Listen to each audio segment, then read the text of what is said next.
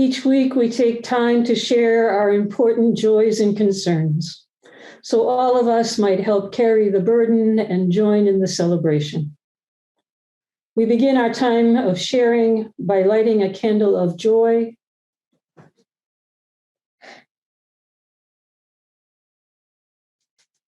and concern.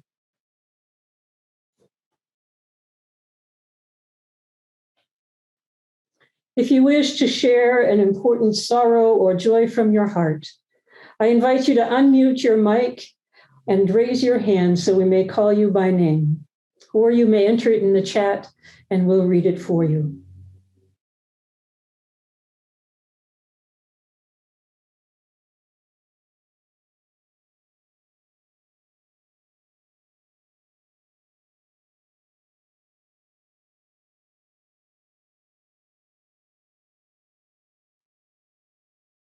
We lift up those who are facing uncertain healthcare conditions, uncertain procedures.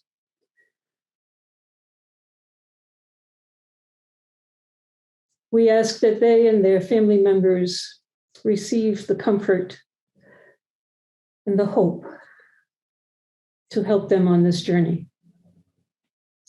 We also lift up those who have experienced the devastating losses due to fire.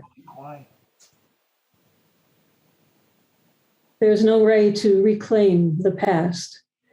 There's only a path to rebuild a future. Spirit of life, we give thanks for all the people who support our veteran families, especially during this holiday season, and for being reunited with members of our church family who haven't been with us for some time. May we who have an abundance of blessings reach out to those in need of our love and care.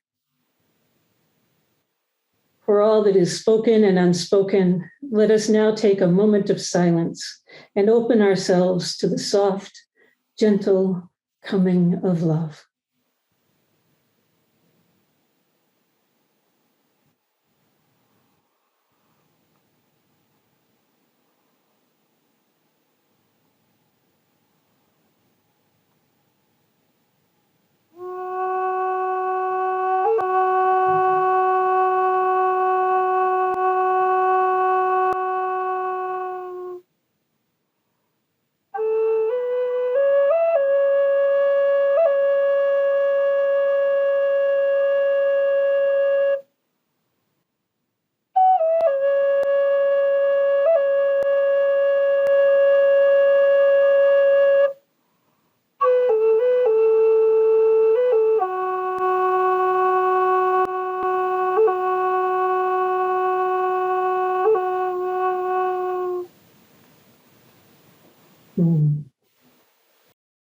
Thank you, as always, Rick. Our reading this morning is by Nancy Wood. My help is in the mountain, where I take myself to heal the earthly wounds that people give to me. I find a rock with sun on it, and a stream where the water runs gentle, and the trees which one by one give me company. So I must stay for a long time until I have grown from the rock and the stream is running through me, and I cannot tell myself from one tall tree. Then I know nothing touches me, nor makes me run away. My help is in the mountains, and that I take away with me.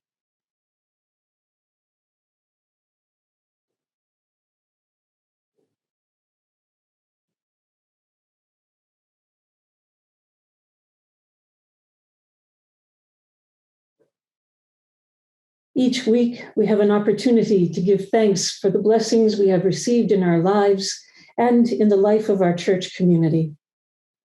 Our offering is a chance to give back in support of the work and outreach of our church. You may submit your offering electronically by following the link in the chat, or you may mail it to All Souls Church at the address also provided in the chat. And at this time, our morning offering will be given and received.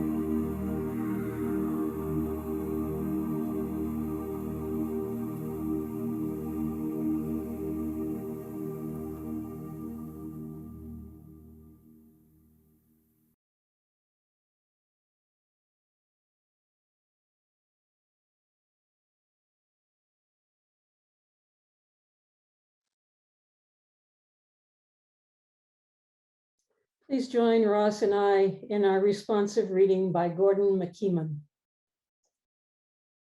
How does one address a mystery? Cautiously. Let us go cautiously then, to the end of our certainty, to the boundary of all we know.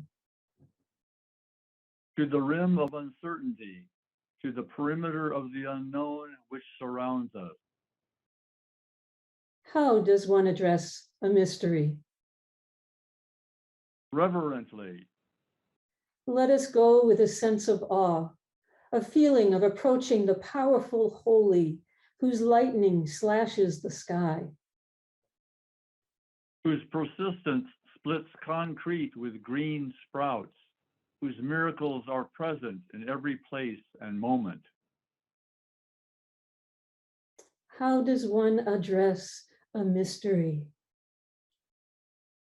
Hopefully. Out of our need for wholeness in our own lives. The reconciliation of mind and heart. The conjunction of reason and passion. The intersection of the timeless with time. How does one address a mystery? Quietly. For no words will ever explain the inarticulate. Or summon the presence that is always present, even in our absence. But what shall we say? Anything.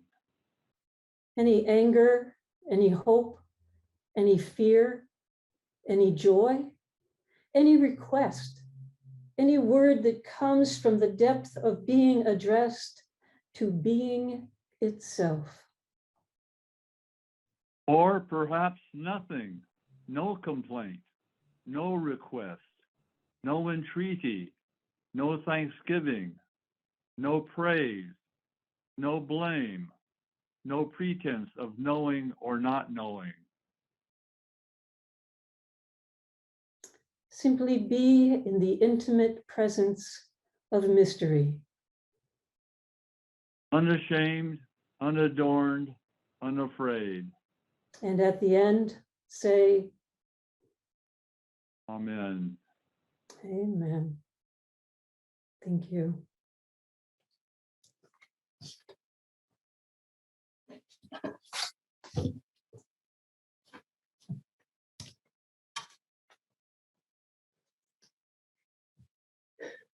Because she wanted everyone to feel included in her prayer, she said right at the beginning, several names for the holy. Spirit, she said, Holy One, Mystery, God. But then thinking these weren't enough ways of addressing that which cannot fully be addressed, she added particularities, saying, Spirit of life, Spirit of love, Ancient Holy One, mystery we will never fully know, gracious God, and also Spirit of this earth, God of Sarah, Gaia, Thou. And then, tongue loosened, she fell to naming superlatives as well. Most creative one, greatest source, closest hope, gracious God. And even though superlatives for the sacred seemed to her probably redundant, but then she couldn't stop. One who made the stars, she said, even though she knew technically a number of those present didn't believe the stars had been made by anyone or thing, but just luckily happened. One who is an entire ocean of compassion, she said, and no one laughed.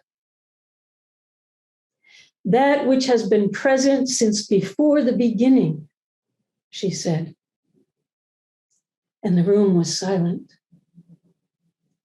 Then, although she hadn't imagined it this way, others began to offer names. Peace, said one.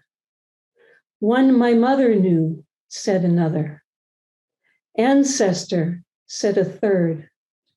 Wind, rain, breath, said one near the back. Refuge, that which holds all. A child said, water.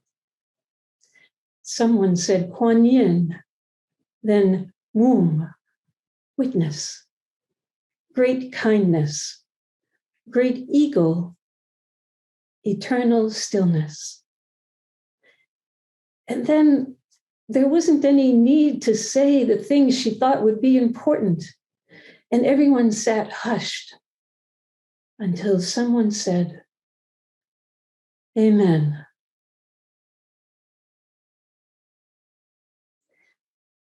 Those are the words of Nancy Schaefer.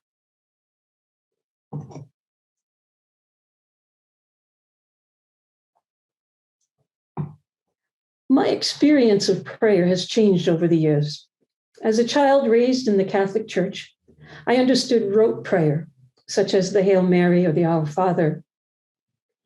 As I entered elementary school, I often resorted to prayer under dire circumstances, like the night before a math test, or whenever I felt nauseated. I even resorted to bartering. Please don't let me throw up. Please don't let me throw up. If you don't let me throw up, I'll devote the rest of my life to you. I can't use that one anymore. My favorite experience of prayer would occur during my walks through the woods on my way home to and from school. As a young adult, I missed this experience so much that I spent much of my free time exploring the lakes and wooded regions of Maine. It was a way to remove myself from ordinary time and immerse myself in the prayers of the earth.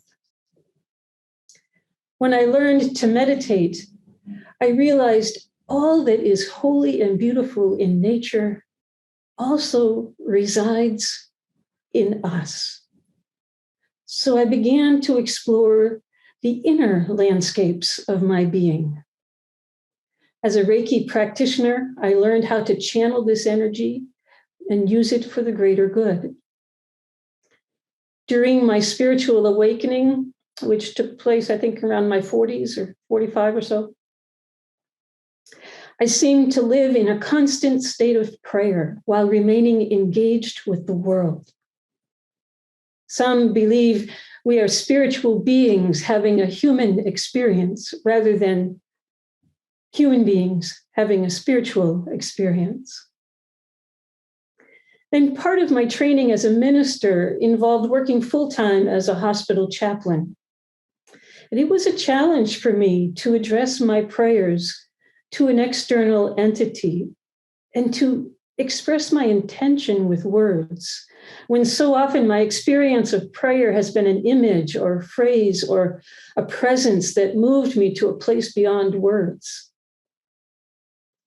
I remember as a chaplain allowing time for those with whom I prayed to participate in the prayer. And the poetic eloquence of the evangelist left me awestruck every time. When I was asked to preach on prayer several years ago, I did some research and came upon a definition of prayer that makes sense to me today. As a Unitarian Universalist, a Reiki practitioner, and one who engages in a variety of spiritual practices from different faith traditions. According to Dr. George King, yoga master and author of several books on spirituality, prayer is the transmission of energy from point A to point B. And the concentration of this spiritual energy, referred to by the ancient yogis as prana, or universal life force, is conveyed through the power of love. I like this definition because it's not based on the existence of an omnipotent or omniscient God, but rather on the metaphysics of a universe composed of and influenced by energetic resonance. By this definition of prayer, By this definition, prayer is not magic, divine plan, or superstition. It is an innate natural power that we possess, a discipline of the heart and mind that focuses our attention with positive intention. Social scientists tell us that what we think influences how we act, and how we act influences how others interact with us. Therefore, it matters what we think and pray, says Fulbright. King notes, all practices of prayer across denominations are all about attention and intention. If we think of love as the ultimate source of being, we may consider prayer as practice of the presence of love. 13th century Benedictine nun, Saint Mechtilde de Magdeburg, notes prayer is an act of surrender to something greater than ourselves. It has the power to make a sour heart sweet, a sad heart merry, a poor heart rich, a foolish heart wise, a timid heart brave, a sick heart well, a blind heart full of sight, or a cold heart ardent. In other words, prayer changes us, and that changes everything. Now, there are several types of prayer. Some include praise, lamentation, blessing, forgiveness, intercession, and thanksgiving are just a few of them. And methods of prayer they vary. They may include specific postures, such as kneeling with hands clasped, or sitting in a lotus position with hands and fingers poised in a mudra. And meditation is a form of prayer. It controls the breath. It quiets the mind, relaxes the body, and soothes emotion to render in us a state of peace, utter contentment, and the embrace of love. Music is a form of prayer, whether it's chanting a particular mantra or a melody, or being moved by exquisite harmonies. Reflection on a sacred text or a secular poem, as in Lectio Divina, is a form of prayer. Indulging in the senses can be a form of prayer. I remember in the spring doing a breathing meditation on the sweet smell of lilacs in my home. Words may be used as a vehicle for prayer, whether they are rote, spontaneous, repetitious, or in the form of a journal. Movement can be a form of prayer, whether it's pacing or some repetitious bodily motion like running, yoga positions, walking a labyrinth, for some gardening, swimming, or floating on water. All of these are forms of prayer because they transport us from ordinary time and bring us to a place of quiet, of awe, of peace. Gazing up at the sky, scrying into an open fire, looking out across the water, especially the ocean. These are all forms of prayer.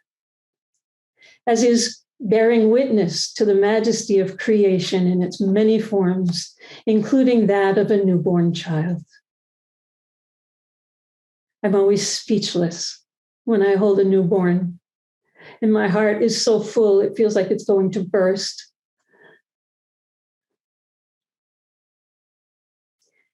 As Unitarian Universalists, sometimes we get hung up on words, particularly the ones that don't fit our theology. And it's important to know what we believe. But in this process, we may question or reject the notion of an omniscient God and decide prayer is a useless artifact without a God. But if we understand the universe as energy and love as the ultimate source of our being, prayer and all its benefits are still available to us. King says, it matters little what you call the divine source, be it God, Brahma, Allah, Jehovah, Great White Spirit, the Way, heaven, or anything else. The love in your heart is infinitely more important than the creed in your mind. And I think that's what Unitarian Universalism rests on. Prayer is not for the chosen few, it's for everyone. It's a place where everyone can go inside themselves through whatever vehicle works best for them. It's the birthright of people of all faiths and even of none. One of the greatest obstacles to prayer is the busyness of our lives. It requires discipline to create sacred, uninterrupted space in our lives. The use of prayer beads is an ancient practice used in many faith traditions to help focus our intention, quiet the mind, and open the heart. There's archaeological evidence in Egypt that suggests prayer beads were in use as early as 3000 BC.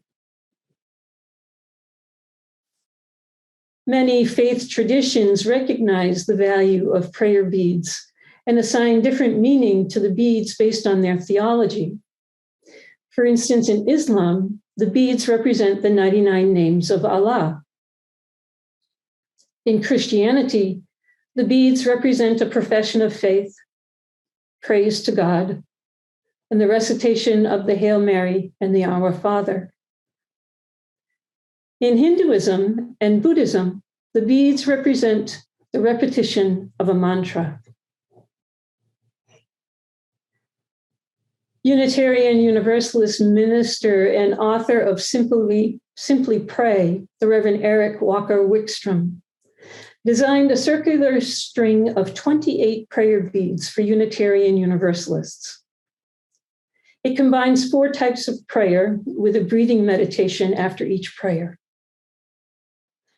Counting our blessings, acknowledging our imperfections, listening to our inner wisdom, sending love out to those who are suffering, and then a closing prayer. If you think you might like to learn or read the words that Eric has crafted for us using prayer beads, you can go to the UUA website and you'll find it there. King notes, with a declining interest in organized religion, people are yearning for spiritual experience, and describes prayer in this way. Dynamic prayer is a wonderful expression. It is a song of the soul, and the soul wants to sing. It wants to express light all around itself. It wants to go forward and help and raise others who need the transmuting power output of a joyous soul. So be not deluded, King says, by the allegedly logical part of yourself, your conscious mind.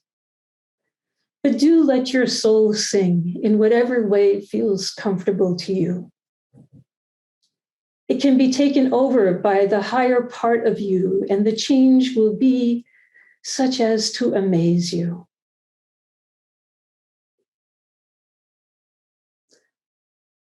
So the question then is not, do you pray? But rather, for what do you pray? How do you pray? Where does it take you? And can you live there?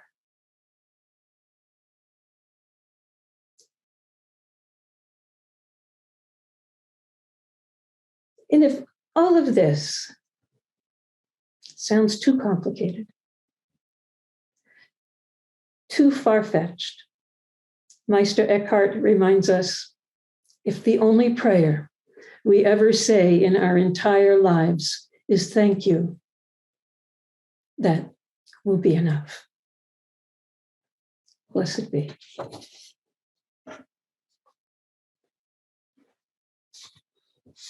Our closing hymn is number 1057 in the Teal hymnal, Go Lift It Up.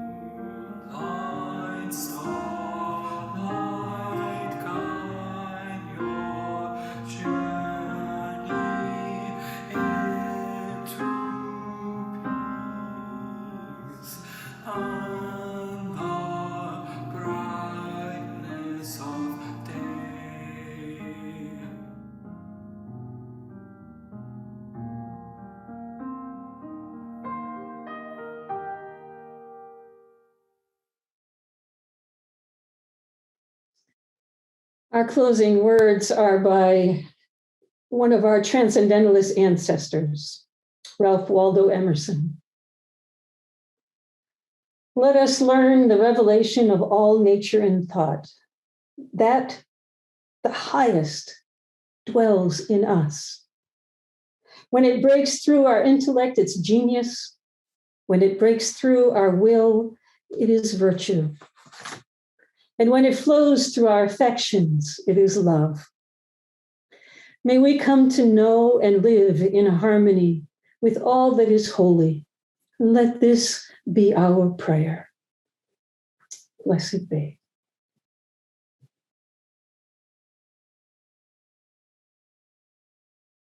As we extinguish the flame of this chalice, may each of us carry its light into every day of our lives.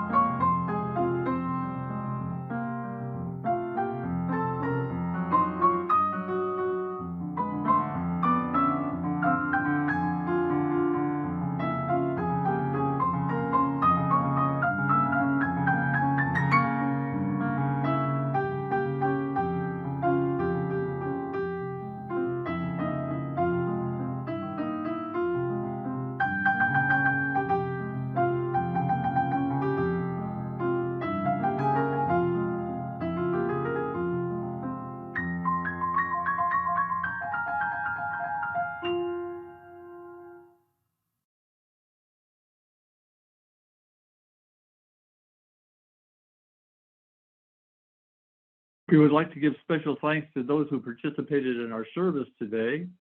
Our virtual usher was Mary Mitchell. Our Zoom host is Kellie Kinsman. Musicians were our music chairman, Jacob Clapper and Don Swanson. I, Ross Edwards, was your service assistant today, and our minister is Reverend Beau Rivers.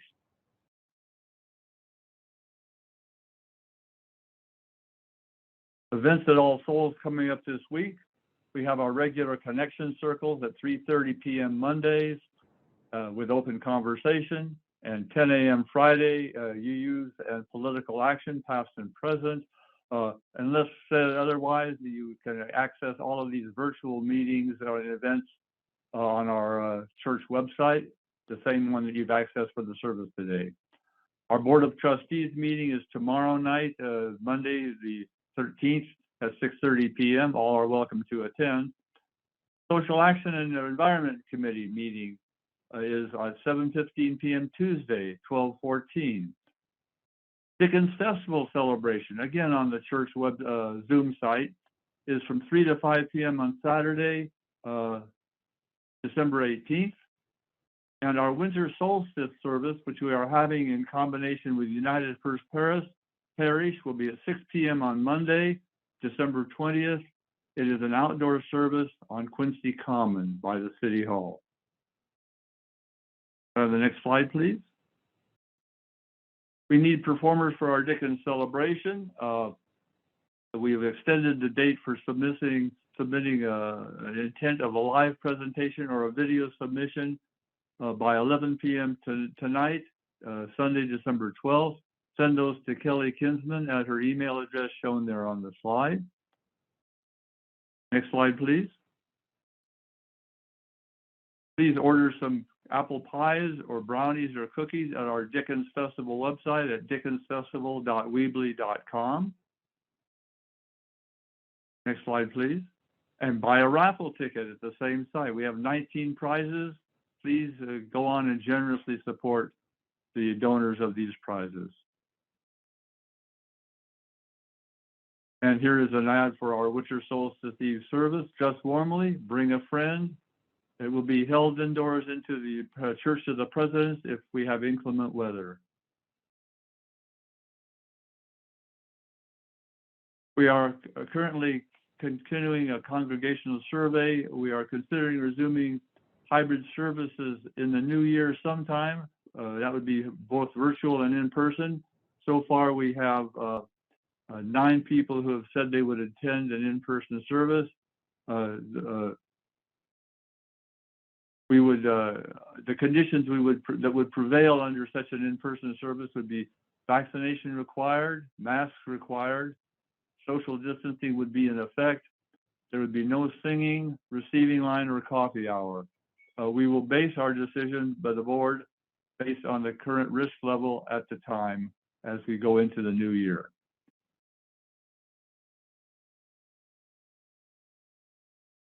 Please respond by today, sometime December 12th. Respond to my email at rossedwards, that's ross.b.edwards76@gmail.com. If you are not interested in attending, we want to know about that, as well as if you are interested in attending the in-person service.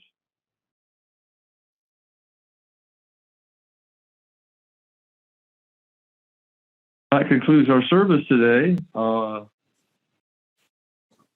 We invite you to stay on screen for our virtual coffee hour coming up next. Thank you for being with us this morning, and have a great week.